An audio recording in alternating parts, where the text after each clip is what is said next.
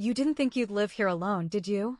My family took over my house, assigned themselves rooms, and told me to be grateful. They thought I'd stay quiet until they lost everything overnight. Oh, you finally picked up. We were just discussing who gets which room. I froze. The house keys, warm from my grip, suddenly felt heavy. What? Well, you didn't think you'd live there alone, did you? Mom's voice was light, casual, like she hadn't just ripped the ground out from under me. Your father and I will take the master bedroom, obviously. Your brother needs the room with the big windows. He's always wanted a home office. And your sister, well, she has the kids, so it makes sense for her to take the largest guest room. My breath hitched. Mom, this is my house. Silence. A beat, just long enough to trick me into thinking she'd finally understood. Then, she let out a sigh, the same one she always used when I disappointed her. Sweetheart, don't be selfish. We're family. We just assumed you'd be happy to help. Help. That word. That cursed word. The foundation of my entire existence in this family. They always assumed I'd be happy to help. Like when they assumed I'd be fine paying for every family dinner because I made the most money. Like when they assumed I'd watch my sister's kids every weekend so she could have me time. Like when they assumed my car was our car, my savings were our emergency fund, and my success was theirs to share. I could already picture it, the slow invasion. Mom redecorating her new master bedroom. My brother leaving his work junk all over my house. My sister dumping her kids on me at every opportunity. The fridge emptied, the bills conveniently forgotten, my personal space dissolved into nothingness. And if I dared to protest, I'd be the bad guy, because I'd been here before. 1,000 times. The boundaries I set weren't boundaries to them, just suggestions they could ignore. I swallowed hard, my mind racing.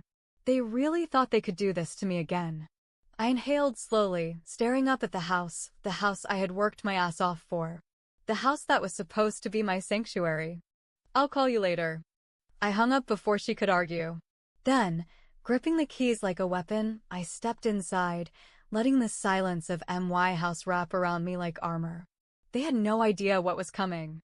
I barely had time to breathe before the group chat exploded. Mom, sweetheart, we need to talk about the house. Brother, so pumped for my new office. When can I bring my desk over? Sister, I told the kids they get to have sleepovers at Auntie's house all the time. They're so excited. My stomach twisted as the messages kept rolling in. They hadn't even asked if they could move in. They had already decided.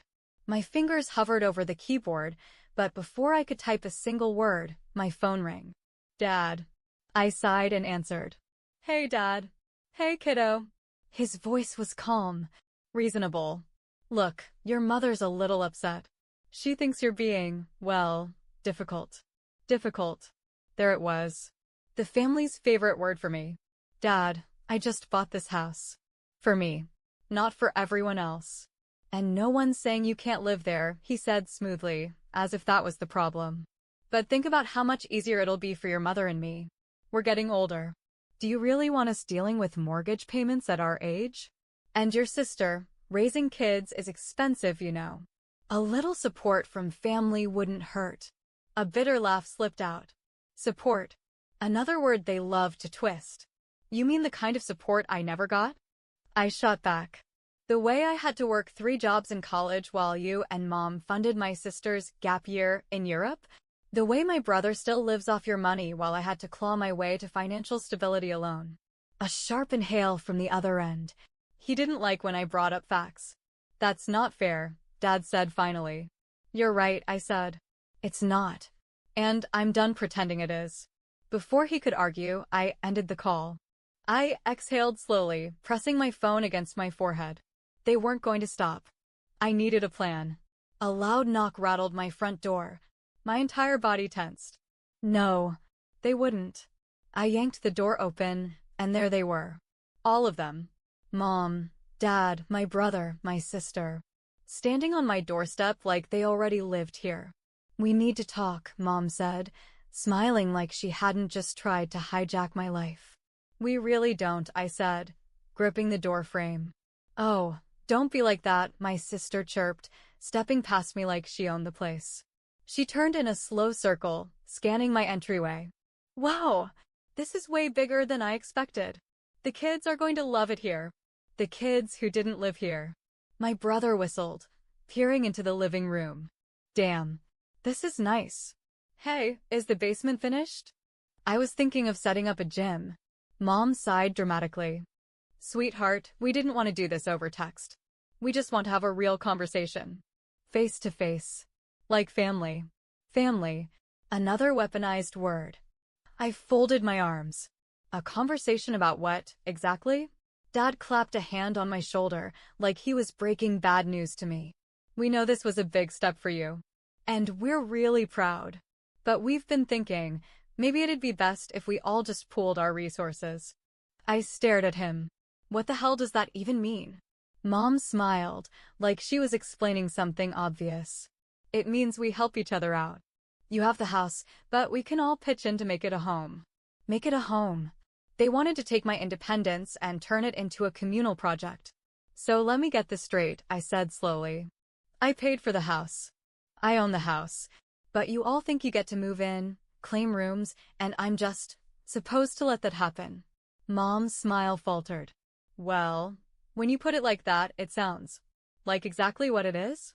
I cut in. Dad sighed. "It's about doing the right thing." "For who?" Silence. My sister clicked her tongue.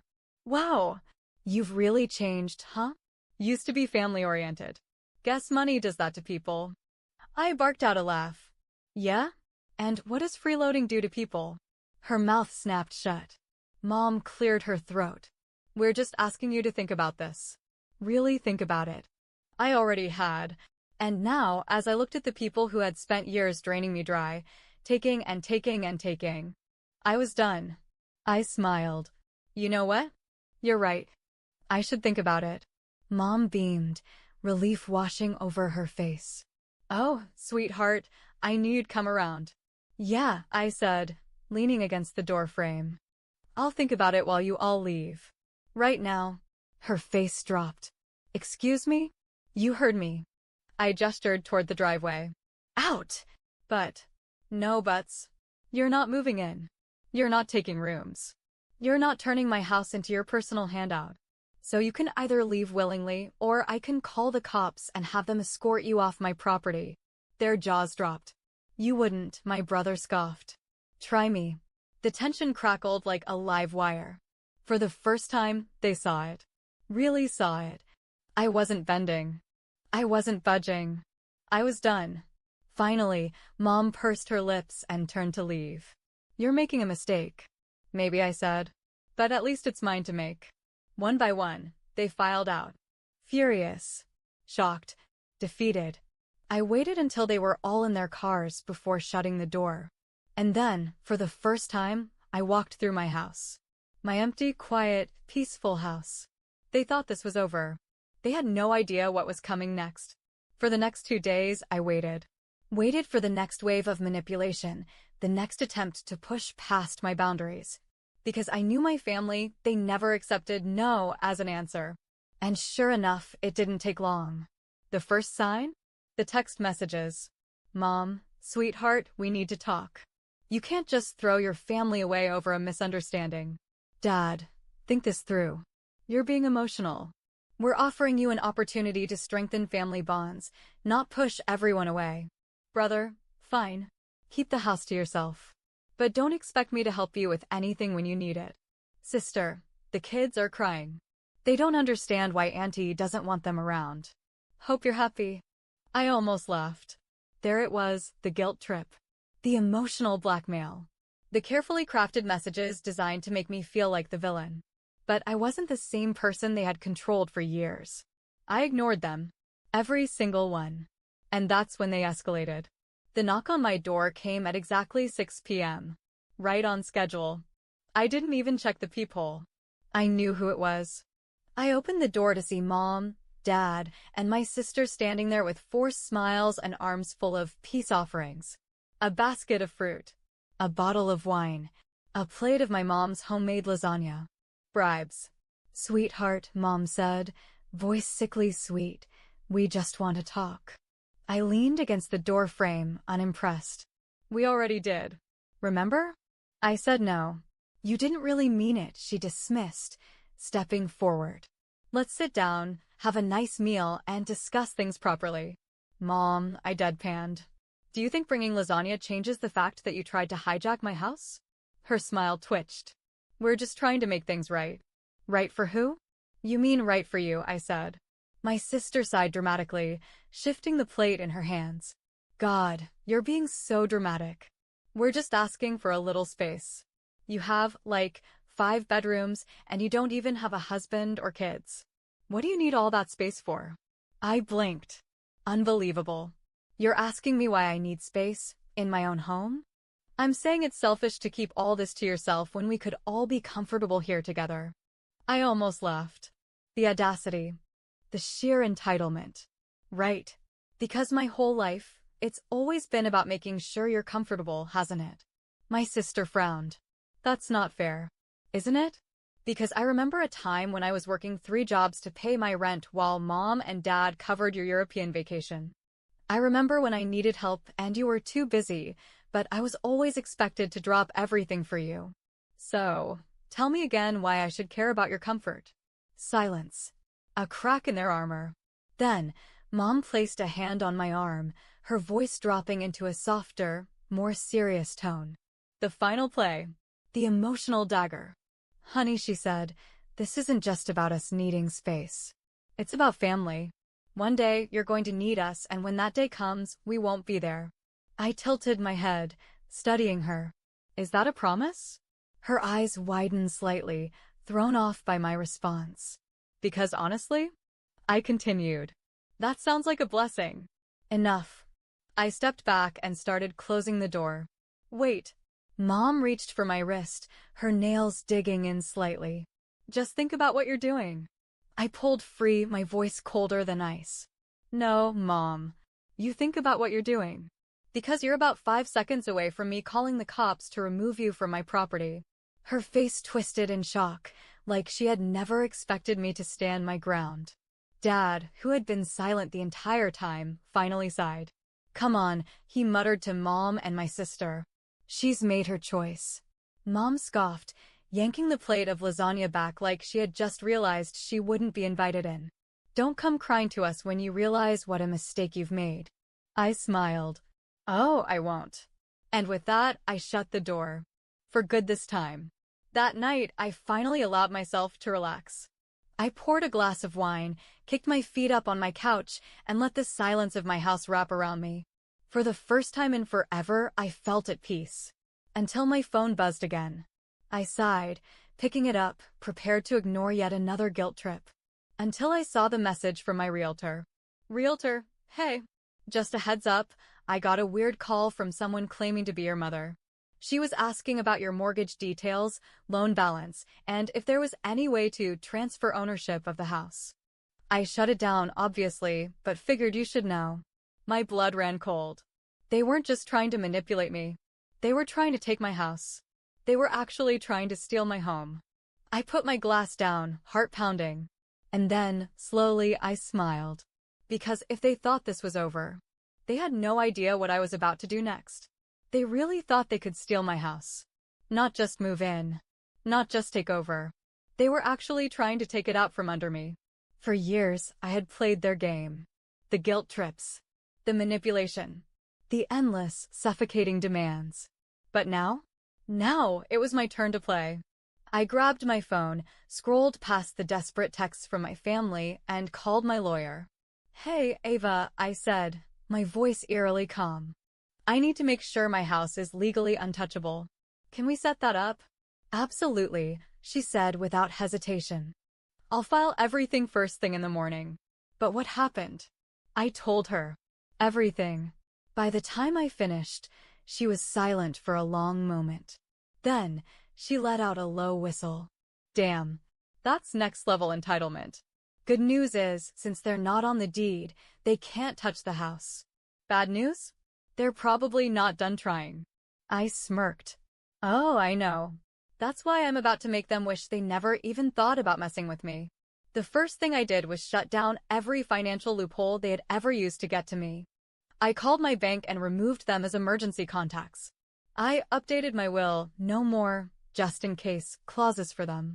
I put blocks on their numbers so they couldn't spam me with guilt trips. And just for good measure, I called my employer and made sure my family had zero access to any of my information. I was done being their safety net. The next move was making sure the world saw them for exactly who they were. I started with a little social media post. It wasn't dramatic. Just a simple, factual statement. Imagine working your entire life to buy your dream home, only for your family to decide it belongs to them instead. Funny how some people only see you as a wallet, not a person. No names, no direct accusations. But my friends and extended family? They knew. And the comments? Brutal. This is insane. You deserve better. Wait, are you saying your own parents tried to take your house? WTF. Girl, I remember when they made you pay for their cruise while you were still in college. You should have cut them off years ago. The more people commented, the more it spread. And guess who saw it? My mother. She must have lost her mind, because within hours, her response showed up in my inbox. Mom, how could you humiliate us like this? Me, how could you try to steal my house? Mom, IT was never about stealing. It was about family. You've always been ungrateful. Me, ungrateful for what? Paying for everything while you drain me dry? Mom, we need to talk in person. I left. Oh, I bet she wanted to talk. Probably to find some new way to twist this in her favor. Too bad for her, I was just getting started. A week later, I got a call from my lawyer. Hey, Ava said, sounding amused. So, your parents? They tried to take out a mortgage on your house. I nearly dropped my coffee. What? Yep. They actually went to a lender, pretended they had a stake in the property, and tried to get approved for a massive loan. My hands shook, not with fear, with rage. They weren't just trying to pressure me into giving them space. They were trying to put me in debt for them. I took a slow, deep breath. And what did the lender say? Obviously, they shut it down immediately. But now there's a fraud alert on your property, which, honestly, is probably a good thing. No one can make legal moves on your house without setting off red flags. I closed my eyes, exhaling slowly. They had actually tried to pull a financial scam on me. Enough. I opened my laptop and started typing. Subject, your actions have consequences. Mom, Dad, and whoever else thinks they have a right to my life. I know what you tried to do. I know about the fake mortgage attempt.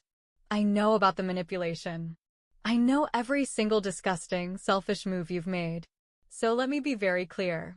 You are not welcome in my house. Ever. Any further attempts to mess with my finances will result in legal action. I am done being your bank, your babysitter, and your backup plan. You always said families should support each other. But that only ever seemed to mean me supporting you. Not anymore. You are on your own. Consider this my final goodbye. Me. I hit send. And for the first time in my life, I felt free. The response? Exactly what I expected. Mom flipped out. Called me selfish, ungrateful, cold-hearted. Dad tried the disappointed act. My sister demanded to know how I could do this to the kids. I ignored them all. And then, something amazing happened. The silence. No more guilt trips. No more emotional manipulation. No more calls, texts, or demands. It was like I had finally erased the parasite they had become in my life. And my house? It stayed mine. I walked through it that night, running my fingers along the walls, the furniture, the windows. It was more than just a house. It was proof. Proof that I had built something for myself. Proof that I didn't owe anyone anything. Proof that I was finally in control of my own life. And as I locked the door, asterisk, asterisk, my door, asterisk, asterisk, I smiled. Game over. 6 months later, my house was still mine. No surprise visits. No fake apologies. No more family emergencies designed to suck me back in. Just peace. But it didn't last. Because when my family finally resurfaced, it wasn't to apologize. It was to beg. I was at work when I saw the first email. Subject, please, we need to talk. It was from my father. Dad, I know you're still upset, but your mother and I need your help. Things have been difficult lately, and we just need a little support. Please call me. I rolled my eyes. Of course they needed help. They weren't just reaching out because they missed me. They weren't trying to mend the relationship. They weren't apologizing for trying to steal from me. They were just out of money. I didn't reply. 2 days later, another email arrived. Subject, urgent. Family emergency. Mom, your father lost his job. The mortgage payments are behind. We're at risk of losing the house. I don't know what else to do, sweetheart. Please, we need you. I stared at the screen, letting the words sink in. They weren't just struggling. They were drowning. A few months ago, that message would have broken me. I would have rushed to the bank, drained my savings, done everything in my power to save them. But not anymore. I leaned back in my chair, sipping my coffee as I typed out my response. I hope you figure things out. Good luck. And then I blocked her email. The calls started a week later. First my sister, then my brother, then my father, again and again, leaving voicemails that got more frantic every time. I ignored every single one. Until finally, late one evening, my phone rang one last time. I glanced at the screen. My mother. I debated letting it go to voicemail like all the others. But something in me wanted to hear it, wanted to hear her say it out loud. So I answered. What do you want? I said, my voice cold. She let out a shaky breath. Sweetheart, we're losing the house. Silence stretched between us. And? I asked. And we need your help. Her voice wavered. You can afford it. I know you can. There it was. Not, I'm sorry. Not, we were wrong. Not even, we miss you. Just, we need money. You mean the way I needed help all those years, and you did nothing? I said. She hesitated. That's different. No, Mom, I said. It's really not. But we're family, she cried. I smiled. That's exactly what you said when you tried to steal my house. Silence. And then, in the smallest, weakest voice I had ever heard from her. We have nowhere to go. I thought about it. Really thought about it. I pictured them losing the house. Packing their things. Scrambling for a solution they had never once prepared for because they had always assumed I would be their safety net. And for the first time in my life, I felt nothing but satisfaction. I'm sure you'll figure it out, I said. And then I hung up. A month later, they were gone. Foreclosed. Moved out. No longer living in the house they had once tried to make me give up my own home for. I didn't know where they went. And I didn't care. Because for the first time in my life, I was truly, finally free. And that was worth more than anything they had ever taken from me.